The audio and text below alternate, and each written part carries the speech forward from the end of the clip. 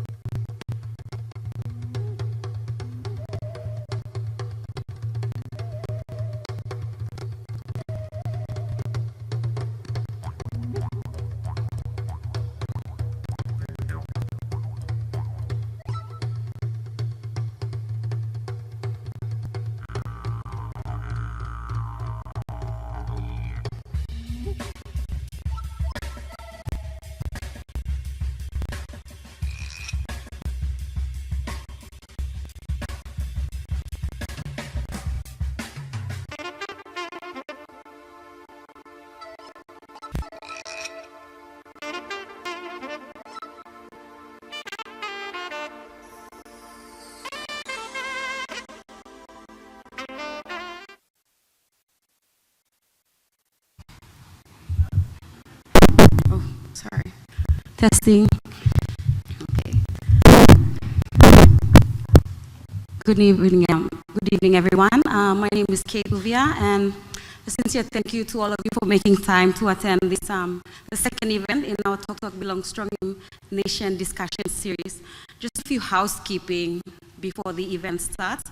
Firstly, we hope it doesn't happen, but if there is an emergency, please use the exits on the front and the rear of the theater. The doors will be closed at 5 p.m. It won't be easy, but please remain seated throughout the event. Thirdly, this event is being recorded for broadcast on TV1 to be broadcast on TV later this year, so please be mindful of any actions you may be on TV. To ensure that we have enough time for questions, please keep your questions SPP, short, sharp, and to the point. To ensure that we have enough time for questions also, please also be quick in asking your questions. We have a limited time also to have this recording done, so we appreciate your cooperation. And lastly, if you would like to ask a question when the moderator asks for questions during the filming, please raise your hand. And one of the two most energetic members of our team, Belinda, on the right, left wing, and Sandy here on this side, will bring you a mic. When the moderator calls on you to please ask your questions, say your name and ask a clear, short question. And lastly, thank you for joining us again for this event, and we appreciate your cooperation for this series episode of the Toktok Belongs Stronim Nation episode. Thank you.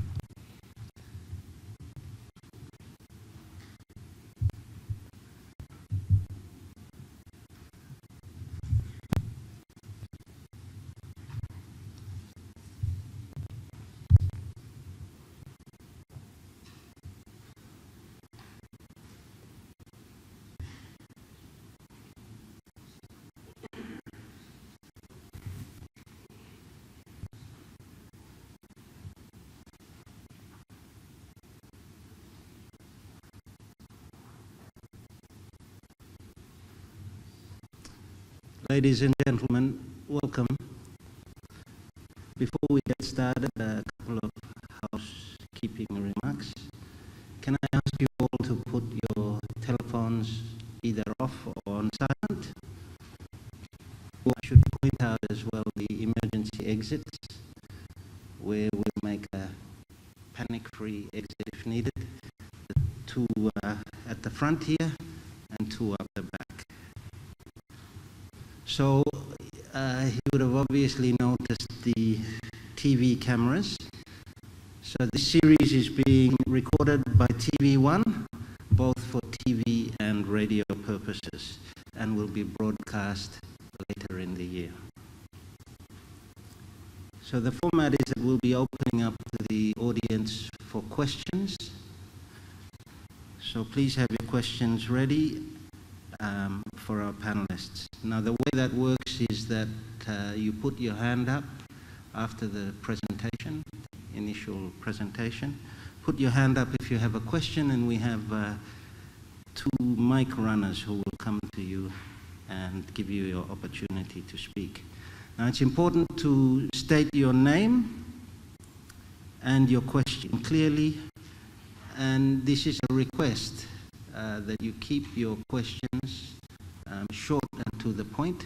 We do have time limitations, so we'll be trying to encourage as many questions as possible from the audience. So, ladies and gentlemen, welcome again, and thanks for joining us for this wonderful event. My name is Martin Brash. I'll act as the moderator for today's discussion. This discussion is the Toktok Belong Stronim Nation series, and it's supported by the PNG Australia Partnership, and it explores issues and themes that are pertinent to public policy in PNG and across the Pacific. The series is supported also by our host, the University of Papua New Guinea. So as many of you know, PNG's cultural history can be traced back as far as 60,000 years. And the country remains home to more than 800 indigenous languages. But the question we're raising today is, what is the impact of heritage, custom, and tradition on the values in modern Papua New Guinea? That's the question we want to put to our speakers and to the audience. To lead this discussion, we're fortunate to have a diverse panel. Marie Mondu is the Development Secretary for the Catholic Bishops' Conference of PNG and the Solomon Islands. She holds a bachelor's degree in Communication and Development Studies from the PNG University of Technology. Marie has served PNG and the Pacific for more than 12 years in the fields of community development, project management, institutional growth, particularly of civil society and faith-based organizations. Among her many areas of research are the socio-cultural influences of HIV and other sexually transmitted diseases in PNG, as well as cultural lifestyles that contribute to poverty. Charlene Gawi is an entrepreneur and owner and operator of the business Signature Events and Bilam Center. She holds a legal logic bachelor's degree from the University of Papua New Guinea. Previously, she has worked with the Bilam Export Promotion Association, where she was a consultant to the International Trade Center, as a result of which she was nominated for the 2018 Westpac Outstanding Women Awards in the Community Awards category. Charlene has also been a part of the Arise PNG movement, president of the Young Port Moresby Chamber of Commerce Networking Initiative, and a contributor to Stella magazine. She has a passion for serving the women of PNG, especially in matters concerning social welfare and economic empowerment. Our keynote speaker for today is Dr. Andrew Motu. He's an anthropologist, philosopher, and is the director of the National Museum and Art Gallery. He originally trained in philosophy and anthropology at the University of Papua New Guinea before undertaking master's and doctoral degrees in social anthropology at the University of Cambridge in the United Kingdom. Dr. Motu has a diverse range of academic interests, including philosophical anthropology, legal anthropology, and intellectual property rights, museums and material culture, Melanesian systems of knowledge, holographic imagination, and the anthropology of perception. More recently, he has taken up an interest in Papua New Guinea's modern history and the ongoing concerns about sorcery and the law. Please welcome our panel and also Dr. Motu to take the stand.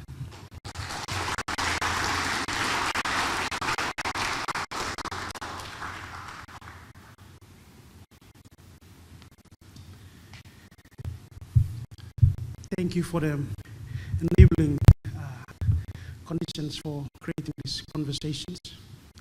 And thank you to our host university for the same. Two immediate sense of where this conversation might go to. The optics of the discussion works on a relationship of scale that moves from the global to the local. And the shape of thinking has geometry in mind, beginning in lines and ending with cycles that might appear with the mechanical device called the will.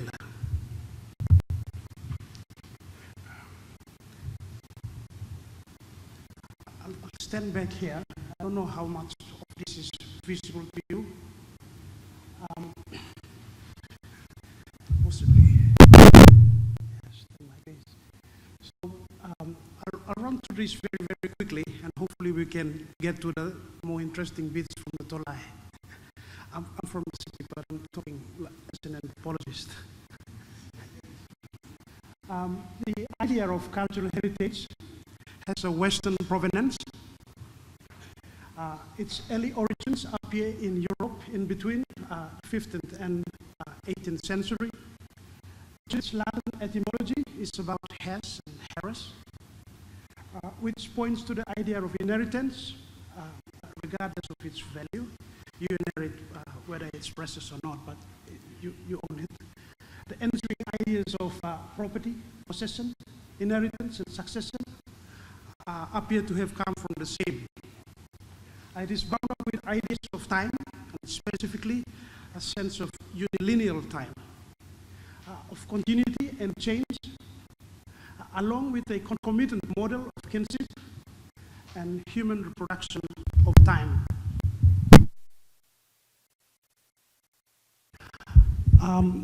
When culture came into view, cultural heritage becomes connected to or with a community or people by a logic of association that expands upon the original logic of an individual hair or inheritance.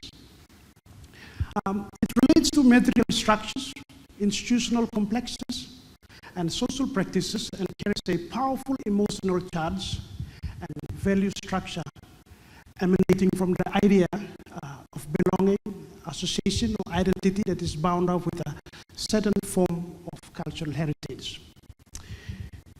The association between people, place, and culture then forms the basis of cultural heritage, where notions of cultural integrity,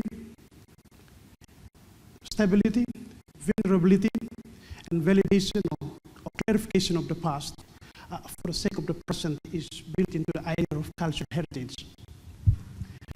The global circulation of this idea of cultural heritage began, therefore, with the European dialectic of romanticization. It's somewhere between 1800 and 1850s.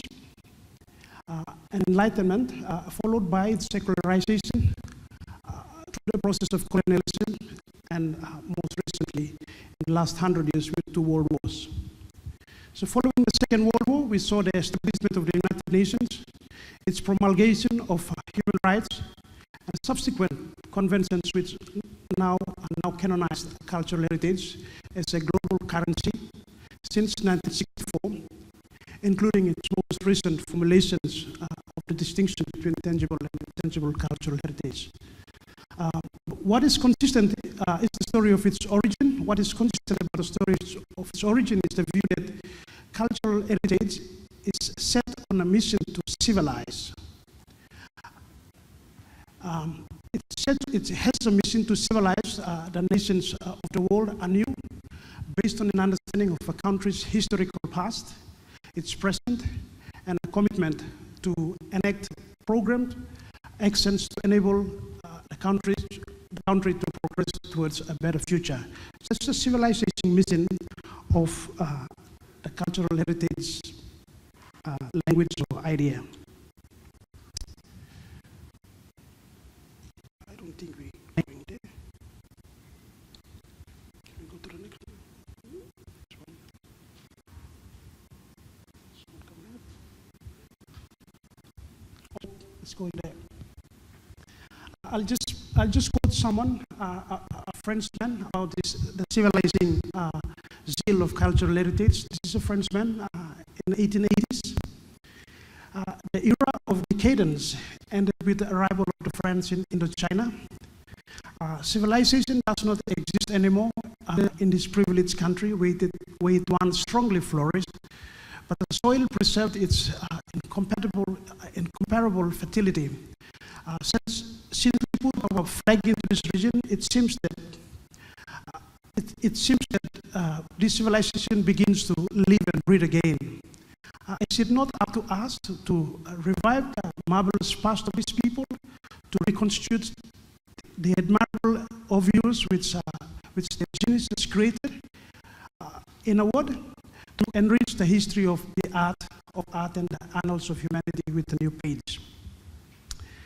So you can see that's the basic idea about how the Charter of Cultural Heritage as a kind of mission. You find in the language used in this thinking to be based around a dialectic, motivated by change, and it's also filtered through taxonomies of understanding.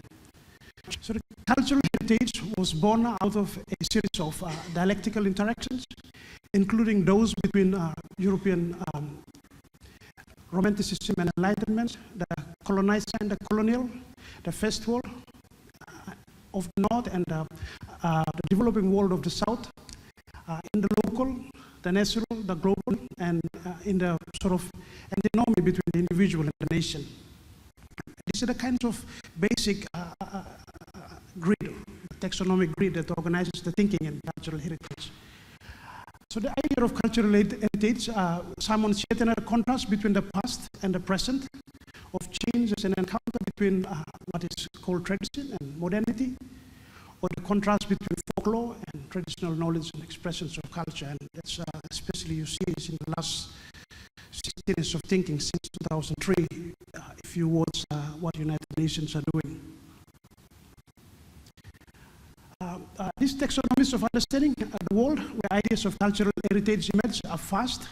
They are fast disappearing, and the new intermediaries are appearing that cannot be easily placed in a neat continuum of progress. There is a reduced congruence between spatial locations and social formations, where you sit and do things and where things are moving. So you may be producing something in New York, and someone still sits on Facebook and reproduces in Chicago, in Rabaul, and reproducing it in the Philippines, and that kind of thing. That's what I meant there. Which owed very much to the international movement of labor and the global reach of information technology, making the older taxonomies of understanding very hard to sustain. As these traditional taxonomies of understanding become hard to maintain, the world appears to be undergoing a kind of liquid modernity, to invoke a sociologist, a very prominent one. And so what looks like a very vicious spiral evolves out of this tension between possession and consumption, what you want to keep and what you want to share through exchange or through commodification. We shall see this in the context, if we have time, in the current debate in the media about the production, use and appropriation of the authorized money. And you can see from the left here, that's how it's produced initially. You get the cells from the sea, and you clean them out, and you string them up, and so on, and you begin counting on day one. And when they accumulate themselves in a while, you put them in a big wheel there. And that's how it's used, and it's a recent ceremony for finishing the day.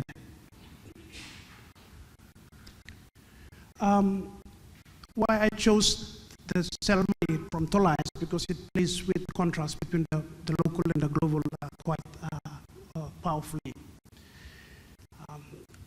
The tabu is perhaps the most versatile of all traditional economic and cultural symbols that has sustained itself with remarkable resilience, despite the onslaught of modernity ever since Papua New Guinea became entangled in colonialism, modern commerce, government and Christianity, education, and ways of thinking about numbers.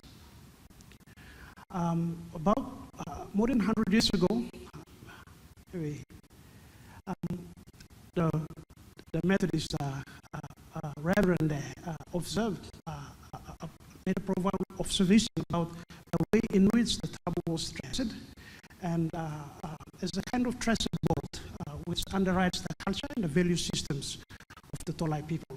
That's in 1884 and published very early in the Journal of Royal Anthropology in London.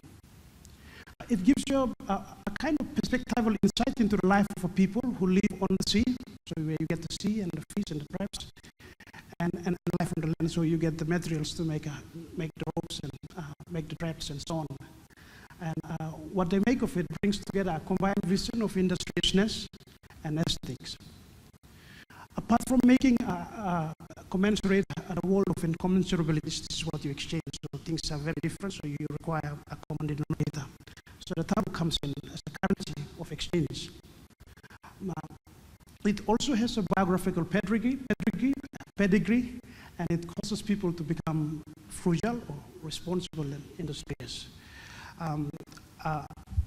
The big cell, bring money, which is called a loloi. It's a kind of biographical persona of the person who has collected the cells over time. That's what I meant there. So to think about wider questions of cultural heritage and values, this discussion will throw lights on the way in which the line, the number, and the wheel appear in the machinations of these interesting cultural artifacts. And I have sort of chose it because of the fact that it is quite, it still catches on our thinking. It works through lines. The lines of Tolai culture are found in several places: the fishing line and the fishing traps, the elaborate geometric baskets and mats, contemporary styles of music and of dancing, face painting. You can see the dots on their faces, the line of dots. All kinds of places you find these ideas of line. You will find it in their bodies and in their matrilineal system. Like cutting from an original banana plant, which are cut off and planted in different gardens. The metric structures dispersed and locate itself in certain places of origin. Because of their dispersal, members of the matrilineal form an elaborate network of relations, and this provides the basis of cooperation in different economic and ceremonial affairs of the Tolai people. And they come together. It's the line that is dispersed and comes together in a ceremonial setting, much like it's when you accumulate these lines of cell money, strings of cell money into a wheel. In other words, the wheel is a different mirror of the society at large. The line, it's time the clans are reconnected through such ceremonial occasions. The lines of toiled or wheeled up tabu are cut and redistributed. And lines, numbers, and the wheel of tabu are brought together in an assembly of operations. The lines connect the people and things. It assembles the materiality of cells into a gathering of lines within a line. The gathering is only for the moment, just as Lolo is only as a replica of the virtual persona of its owners. It's only for the moment, then they will carry it again and divide it again, and then set up traps to capture it again. The need to put the cells into an exchangeable unit creates the need to connect the rope with the line of cells. Exchange motivated by the connection between the line, which is a rope, and a string of cells. The coming together of the lines requires a group of cells to be given names based on their length, such as a fathom, which is this much length, and they call it param. The counting begins in a very modest way and runs from the left to the right. Cells are strung in together with ropes. The incessant desire to accumulate more cells corresponds with the increasing length and the gap thickness. So number finds itself relying on left and right as it counts itself out. And the desire to accumulate more cells will demand storage spaces. So eventually it ends up as a vault. And the best practical and conservative means of storage is to put the cells into form of a wheel.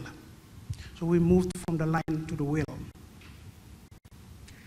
From the gathering and the connection of the line of cells and the lengths of ropes, number rides on the comfort of laterality and rolls itself into a finitude of the wheel.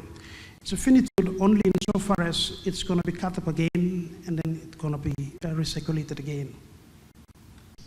It's a theory of life, so it comes in like a line, folds itself in a wheel, and then it goes back in a line.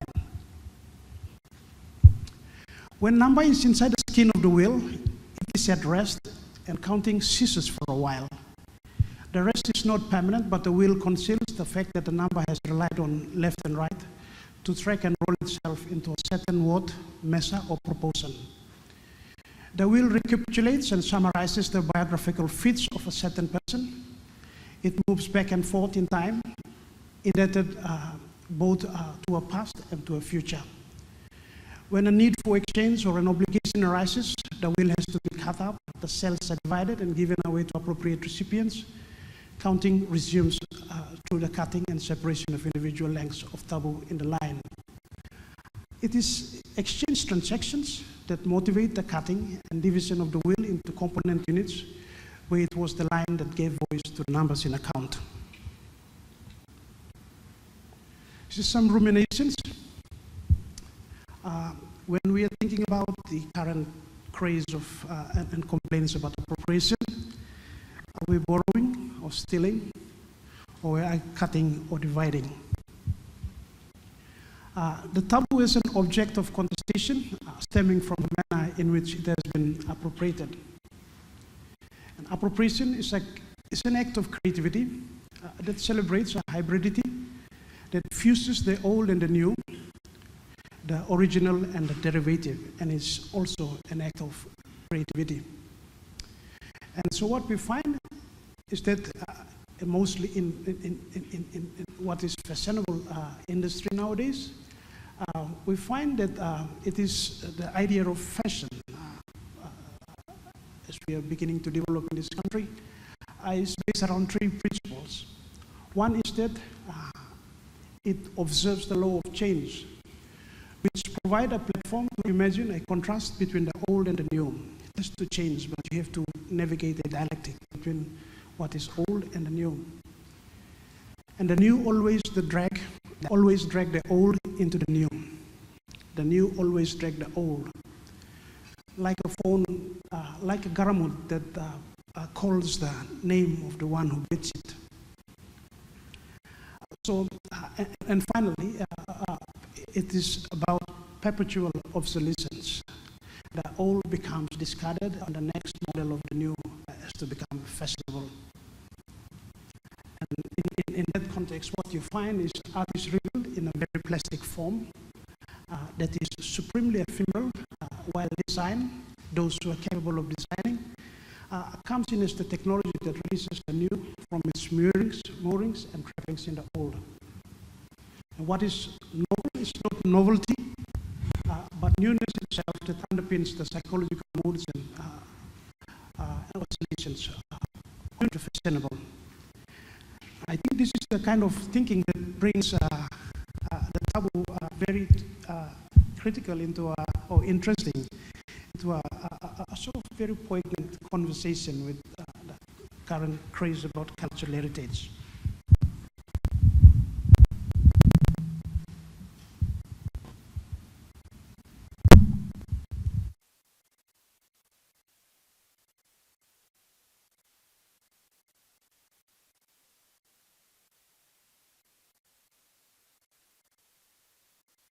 Two.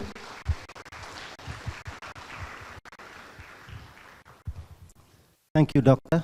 So we will open up for questions from the audience. Is there anyone who would like to start us off?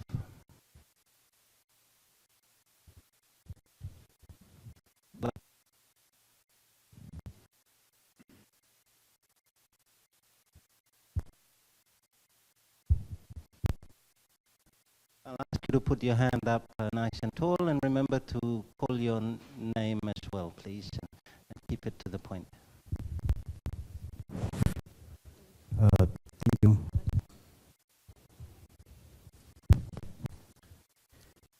My name is Meron Barok. Okay, as a banker, I'm just want to interest to know about the actual financial value of Tabu in comparison to our current Kina value. Thank you. Thank you, Doctor. I'll ask you to answer that one. I don't know. You would have to ask that question to the bankers, those who own the banks in the Baul. But when they took advantage of the provincial government reforms in 1995, there was a very innovative process evident amongst the Tolai to create banks of Tabu and wanted to take advantage of the law to make the Tabu a legal tender. And many of them accumulated, all these things and keep them in beside their homes and so on, ranging from maybe 500 kina to perhaps 500,000 kina, depending on the size of the whale. I've seen a 500 kina. I confiscated one that was worth 500 kina. It was going to be exported illegally, and Jacob Simmet and I confiscated it in 2003, which is on display at the museum. But big ones go up to about 500,000 kina. Thank you. Charlene Gawi, do you come across that in your industry, the value of the shells? Loud. Not so much.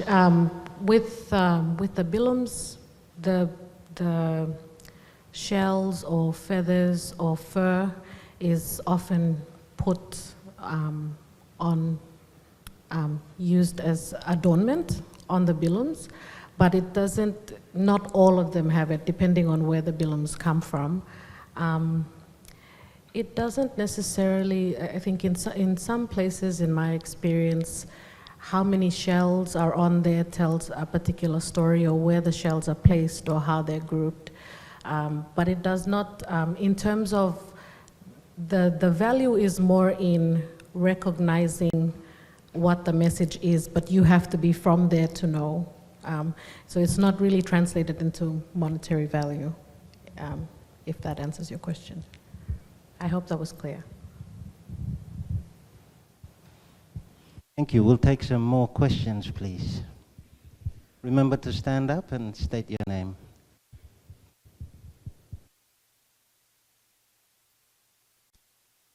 Thank you. My name is Thalia, and I think I'm following on from the question that the banker mentioned. I think, and I just want to make a comment also, I think it depends on where you come from and what is your cultural value of certain things. Because I also have, my culture, we also have we have money, shell money, and it's measured, as you mentioned, one param is this long. is that long. And from where I come from, that's 100 kina. And that's, so I'm not sure, like in East New Britain, whether that's 100 kina or not. So we have our own, from where you come from, your traditional money, if you like, it's up to how it's accepted in that community. So for example, as I said, where I come from, one param is 100 kina. And then there are certain lengths, and it can be 30 kina. So it's localized. That's what I'd say. So the others who have sell money, they may have different values. But again, I'd say that your traditional money is used within the local context, and it's used for ceremonial purposes or in recognition of other things. But because of the cash that has come in, and those who don't have it, like I don't have my traditional money because I don't live in the village. So if I have to have that, I have to look for people that make it and buy it, and that's how we sort of, I mean, that's how I'll get my money to be able to participate in a cultural ceremony that requires our traditional money to be part of that, to make it more valuable. Is that the, from your research, Doctor, a negotiated value depending on the context? And is cash coming in to upset that cultural system in that regard? The Chinese paid tribute when they came into business with the Tolais 200 years ago. When the Germans came in, they decided to go and mint those cells in Berlin and brought it back. But Tolais recognized their lack of authenticity, and they refused it. But what she was describing is a quantitative measure of thinking about proportion. And I think before you come to proportion, that's the other thing that motivates you. It's the value that drives your pursuit of acquisition and accumulation, which is the sociological basis of why desire converts meaning and value into a purpose of social action and of relationships. Yeah. Thank you, Doctor. Marie, any view on this before we take the next question? Declined. Thank you. We'll take another question over here, please, towards the front. Mr. Kambori. We'll just ask you to use the mic if you don't mind, sir.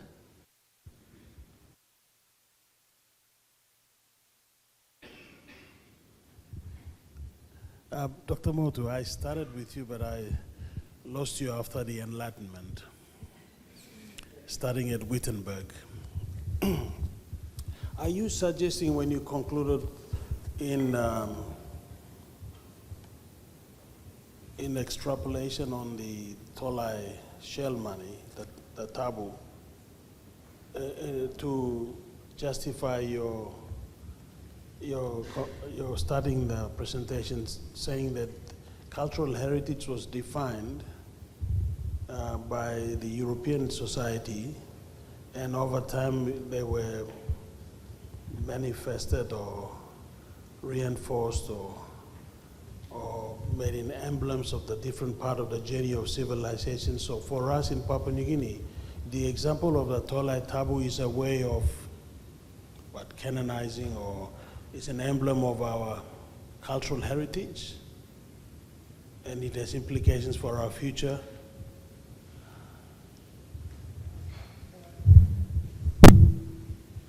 The dominant thinking, the shape of thinking in cultural heritage is a line of continuity that runs from the past to the present, and it runs along almost into infinity.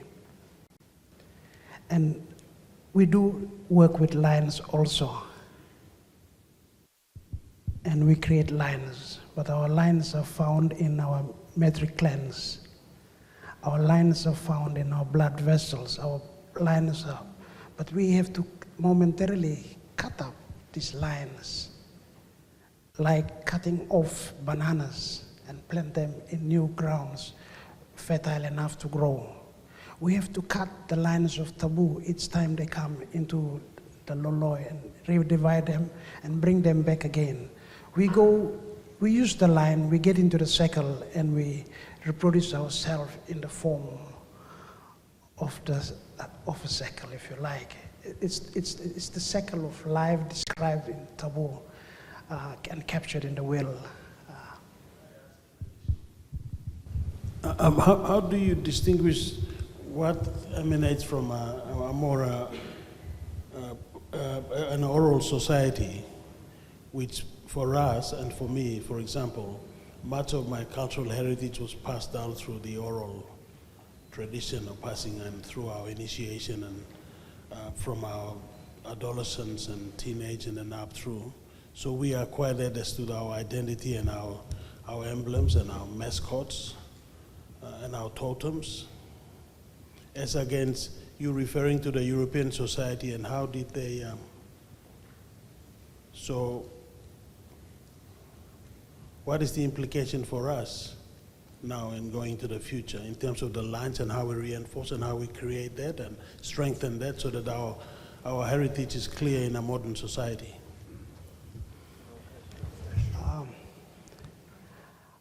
I was describing a view of life based on the fact that people have to work in, go set up traps to capture fish, or set up traps or do something to make life possible. And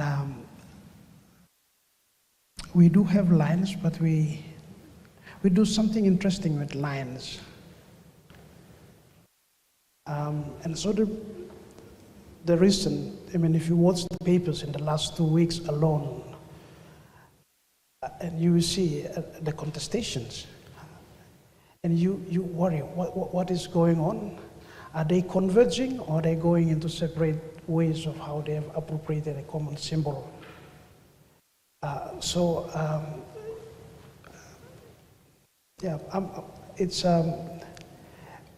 This is a larger forum, bigger forum, and I cannot quite get into the subtleties of philosophical reasoning, which is implicit in your question. I'm going to ask Charlene to come in on that. Thanks. I'd like to just maybe take a stab at that question based on my understanding. So I looked up, I think it's important maybe if we define culture first moving forward. So when I looked up the various definitions of culture, number one, there's two definitions. There's the intangible and the tangible for us as Papua New Guineans, in my understanding. The number one, what I came up with was the arts and other manifestations of human intellectual achievement regarded collectively. And I think one of the points that was raised was about the taboo shells and the value being derived locally. So in this definition, it has to be, the value is derived from the collective placing that same value, which makes it exchangeable because it's an exchange of value for value. That's the first one, and art and things like our grass skirts, our adornments, our bilums, our carvings can fall under that category. The second one is, the second definition of culture is the ideas, the customs, and social behavior of a particular people or society. So lo PNG bimitok pasin blumia. So in those two categories now, like if that can be the definition of culture. Now just coming back to what our topic is, cultural heritage in modern PNG and protecting our values. Now that word value is where what we want to talk about. So for me, if you see culture on one end, and then if you can see sort of context as a filter. So you put that culture in that filter of context, and then if you can contextualize what that culture is, and that responsibility falls back on, as Papua New Guineans, the ones that have inherited this knowledge, and like you pointed out, passing it on orally, oratory, passing on of that knowledge. There's a responsibility on the ones that know to pass that knowledge on to us, but through the filter of context, so we understand not only what that value is, but why we came up with that value, what this structure is, or what this iconic product is, what a bilum is, but also why we make the bilum the way we make it, why we spin it this way, why it is this size, why we put shells on it, why we don't, etc. So if you put it through that funnel of context, then you get the respect for that tangible or intangible aspect of our culture. And then once you get that respect, then we can all decide collectively what value we place on that particular idea or that particular aspect of our culture that is expressed in an art form. That's basically my, and for me, coming in line with this topic is that responsibility aspect of passing that on and telling the story well. Not only just telling the story, but making sure that you tell it well, that you take time to listen to what the story is and to keep it in context and pass it on so that the value isn't lost. Thank you. Thank you. Good. We have Marie here too. Thanks, Valentin. I think it's a very important question of how do we actually pass on those information from generation to generation. It's quite complicated now that we've gone through a transition, and I think I'll touch a lot on my presentation of some of the challenges we young generations here now, my generation, are facing.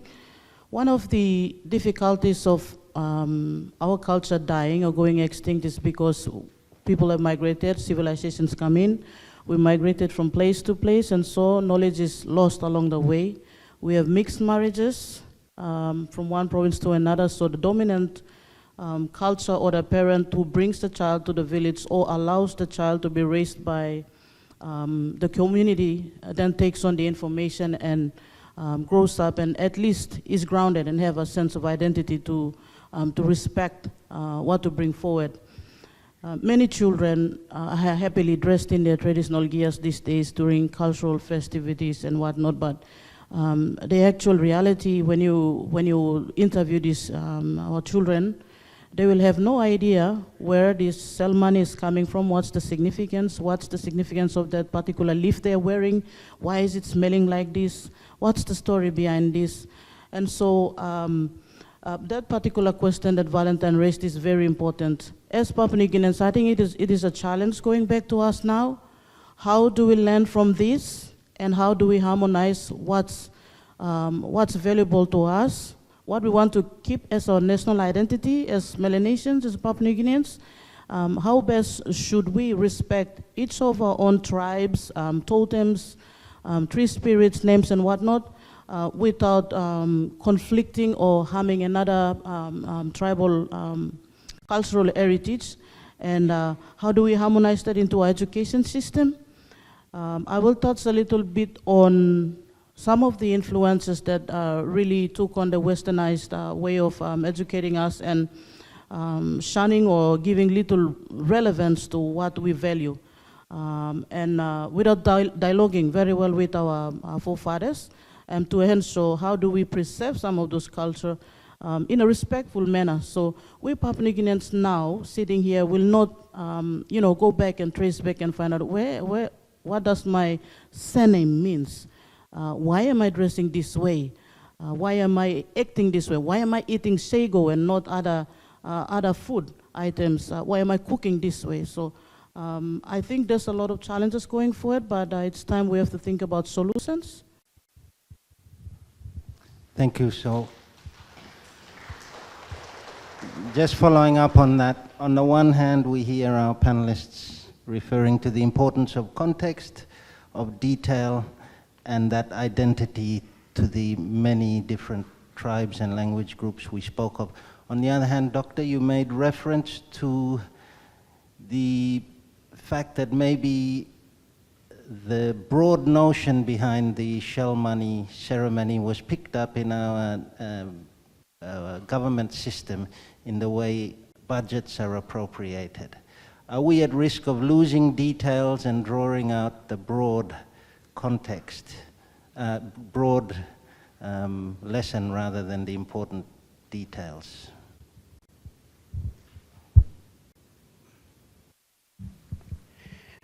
That's a very ingenious suggestion, Martin. The point when we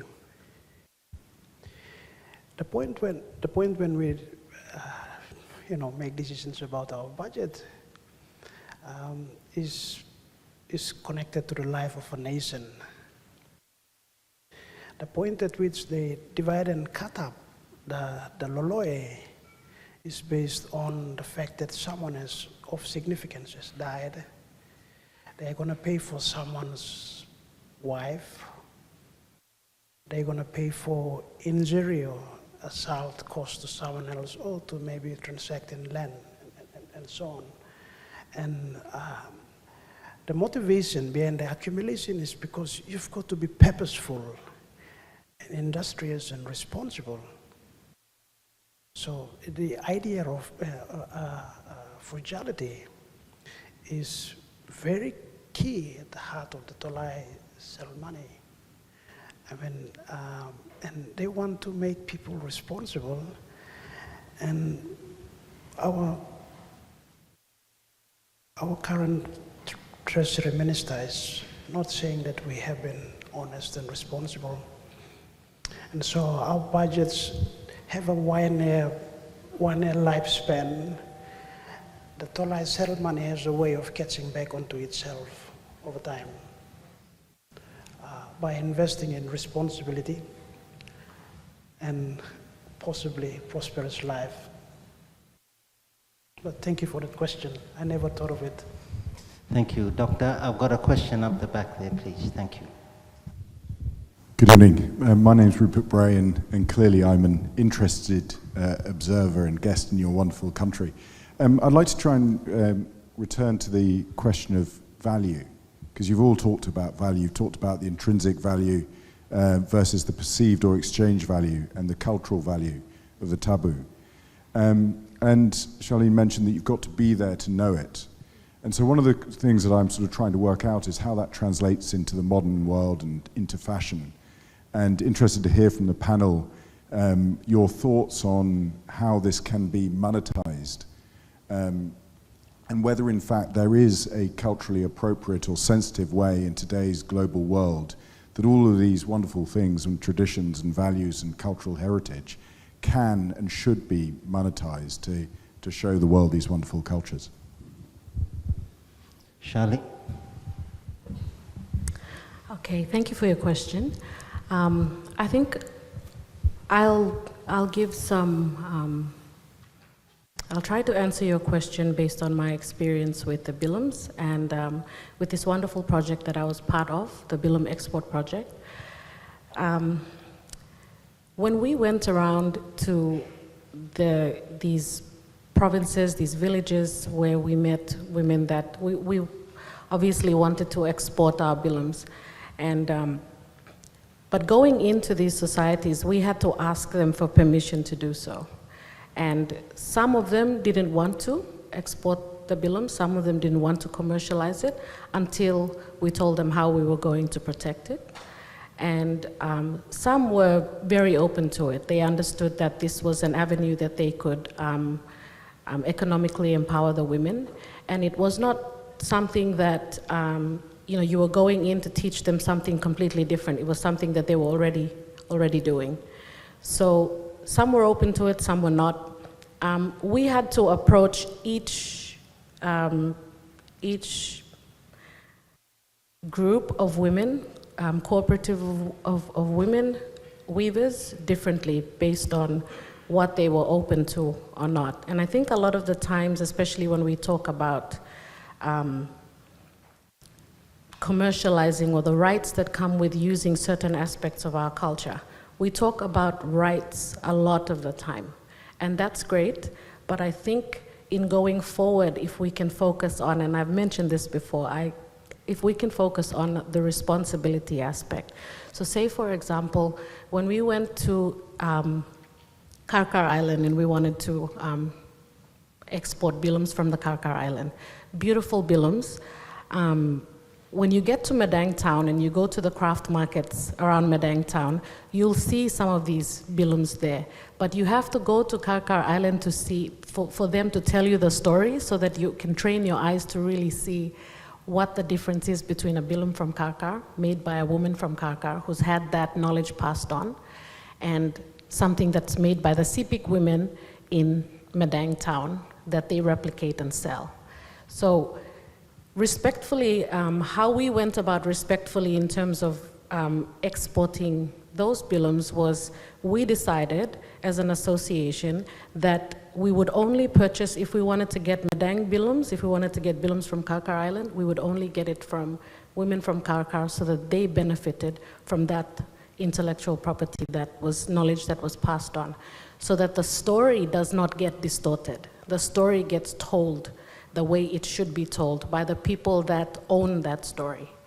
And I think if we can look at things like that respectfully, not saying that, you know, with the debate around fashion and what's used, not saying that it should be used, not saying that they can't use that, and but if we can take it on ourselves to, before we print something on a piece of fabric, or before we put it on something, find out what it is so that when you communicate it, or when you express that art form, you can back it up with a story that comes from a place that's real.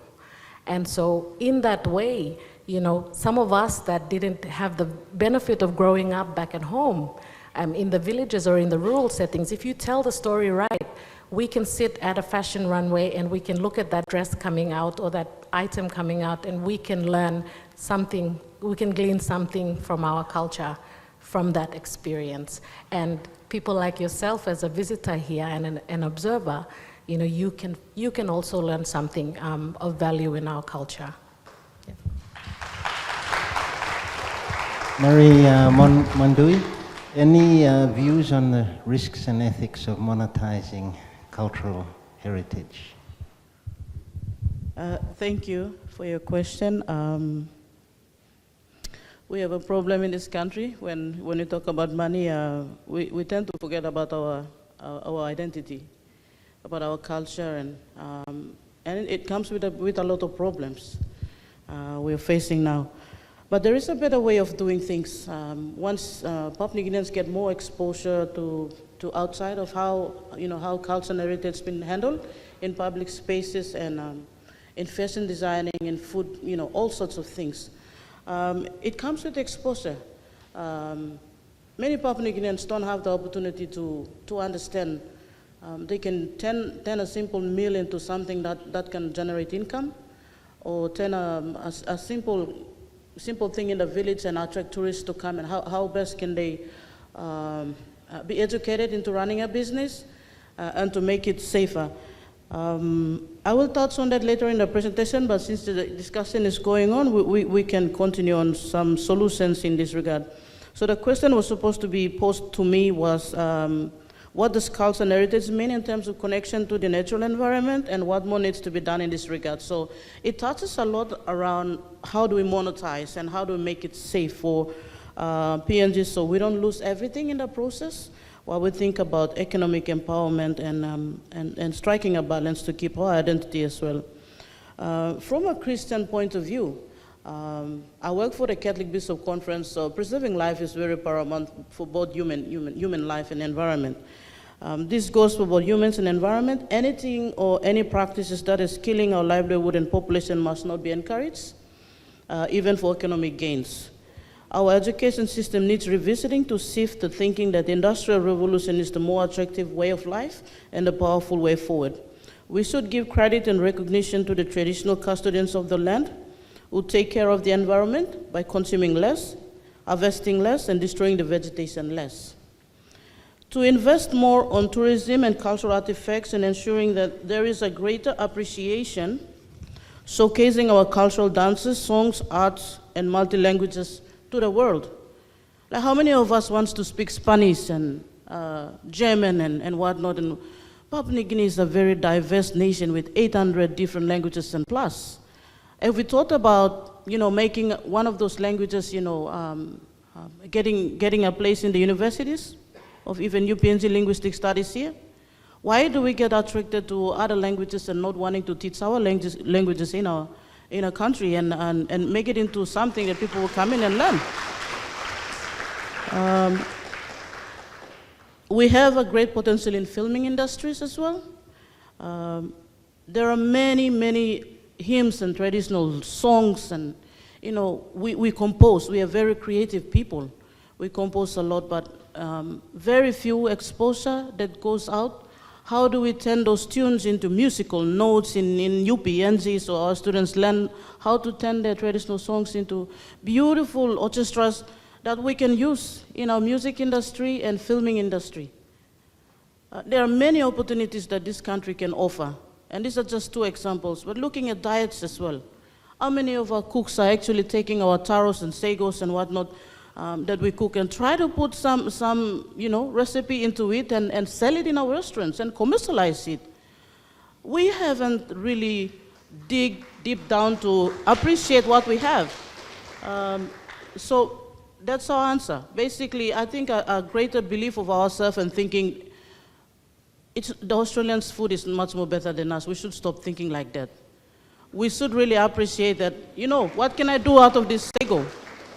What can I do with this potato, sweet potato that is in my garden? How many different ways should I be able to, prepare this meal so that when a visitor that comes from Japan or wherever they come, they're intrigued by this meal and they want to have it and sell it. That's the challenge that we need to take it back.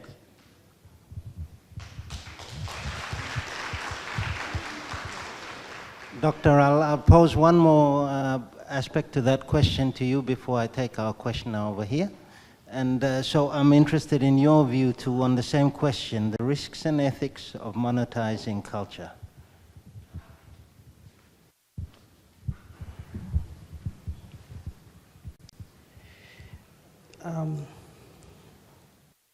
See, everyone is creative, and they will always find a way to create something anew. And how could you stop someone from imagining things differently and differently? The question that came from the back about those balloons and so on. The recent debate that went on in the papers between Eneth Sete and what's his name from the society in Rabaul. Is it the taboo or is the image of the taboo that is under contestation? And so the image is the one that mobilizes sentiments and gives a certain kind of emotional validation and credence to the imagination of a society. And so I think one question is to think, one issue would be to think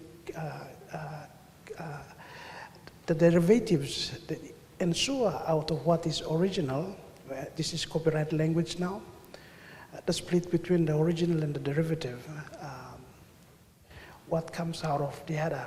In copyright thinking, what you find, sorry, I'm digressing, using law to explain ethics.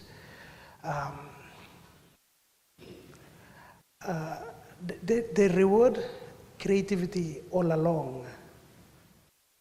But the contestation about the power of the image is about the ownership. And so they're kind of two kinds of logical moves here. One is that you own what you create. This is where you derive something from an original, like paraphrasing Stephen Wendell or David Kavanagh or Russell Sorba from a poem they wrote or something like that. And you make your own line of speech or articulation and so on. One is to actually quote them and say it came from there in literary terms. But I think the tension between what is original and derivative needs to be worked out. Because in that thinking, the original is as derivative as the originality of the derivative. That's the dialectic that is playing in copyright thinking. Because it's intended to reward every mode of creative expression. What the image thinking is questioning is that you can only create what you already own. In other words, you cannot appropriate from the commons. The common is the image that defines all of us.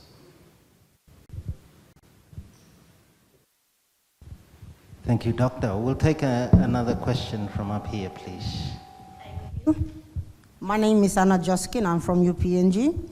I have a comment to make to Murray and a question to Dr. Motu. Just for the record, I was very interested in you talking about the education side of things of what we Papua New Guineans should do. For the record, the curricula in Papua New Guinea, I'm talking about public schools here, they are not aligned from the elementary to the primary, secondary, and to the university. So with due respect to the university that I work at, we try our best. The curriculum is not aligned. And for the records, in the linguistic strand, they do teach Hirimoto and Tokpisin. That's for the records. Dr. Motu, thank you. I was very intrigued by your presentation. My question is on the principles of duality. I loved it. What would, in your opinion, be that Papua New Guinea could learn from your research about the taboo, the research? What would the lessons be for us as Papua New Guinea as a contemporary society? Thank you.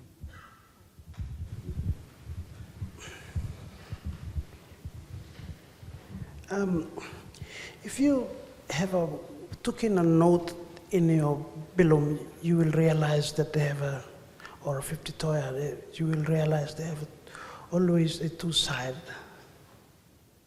There's always two sides to a coin, so to speak.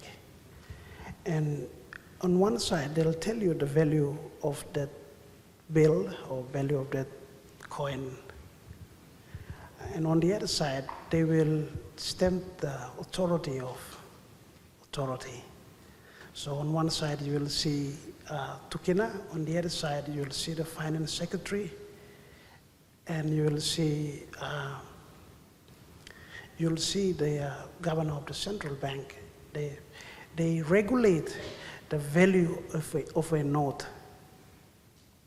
So when you get your Tukina note down to Brisbane, it turns into a commodity so that money can buy money, because money is transformed into a commodity and the other money buys it. And there's an exchange value that regulates the transaction of these commodities. When you pick up a tavu, it does one important thing, and the first thing is that there's no two sides to it. There's no two sides to the money, and what are you left with? Just a piece of rope running in between a string of cells. Physically, literally, but how you compute value is a different question. In other words, where do you locate the regulator? Where do you locate the regulator? So the standardizing function of the state becomes invisible. And so how do you imagine the state in the context of taboo? All you see is that there is a symbol that gathers itself momentarily into the form of a string of cells or a line of cells appearing in the form of a will. So the state goes out of the picture in the taboo situation, and you begin to imagine, where do you locate value? Where do you locate the motivations to keep life prosperous? the vicinity, why life has to go on, not just work. What motivates people to do what they are doing?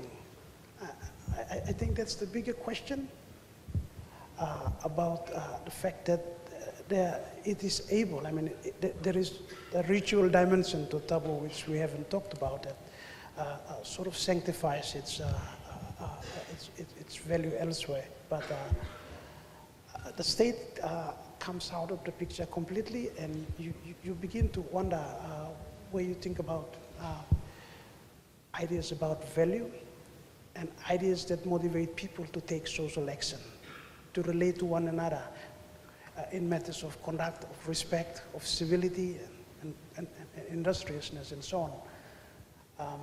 There's a lot.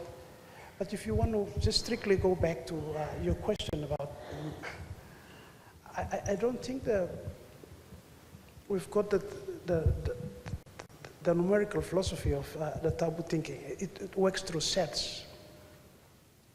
And we haven't yet explored the axioms that underpin set theory in comparison to taboo systems of counting.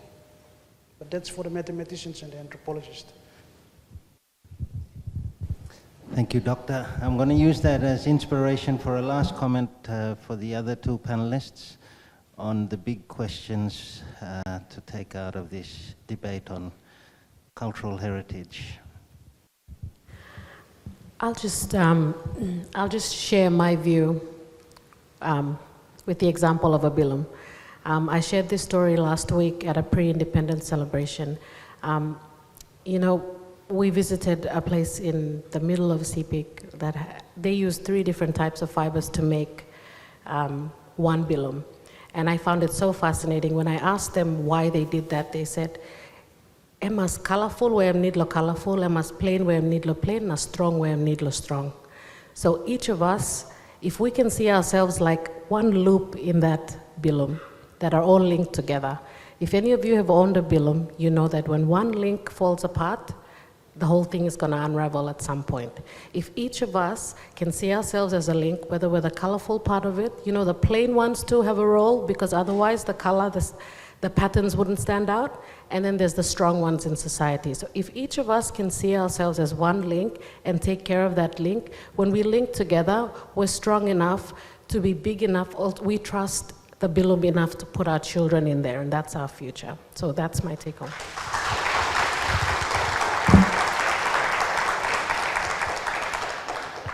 Marie, the last word from you. The big questions, the big considerations for us in cultural heritage.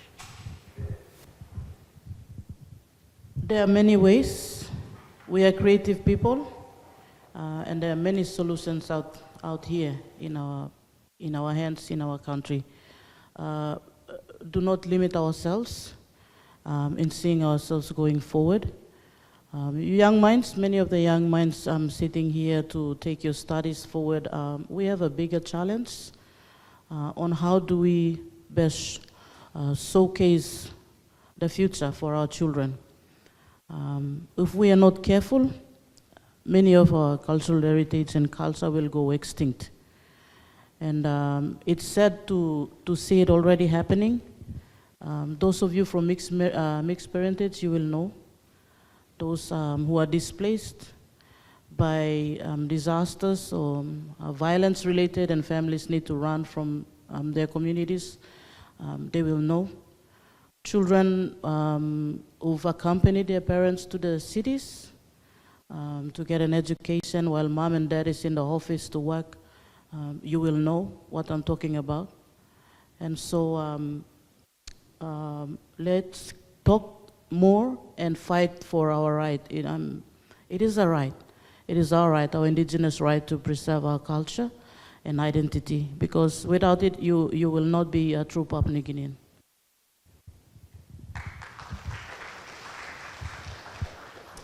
So, ladies and gentlemen, we've been given the wrap-up. I know we've just scratched the surface of a very large topic, but we can all see that it's an important topic, and perhaps the solution for PNG and the Pacific lies at the heart of what we do, how we embrace our cultural heritage going forward. So please join me in thanking our panel.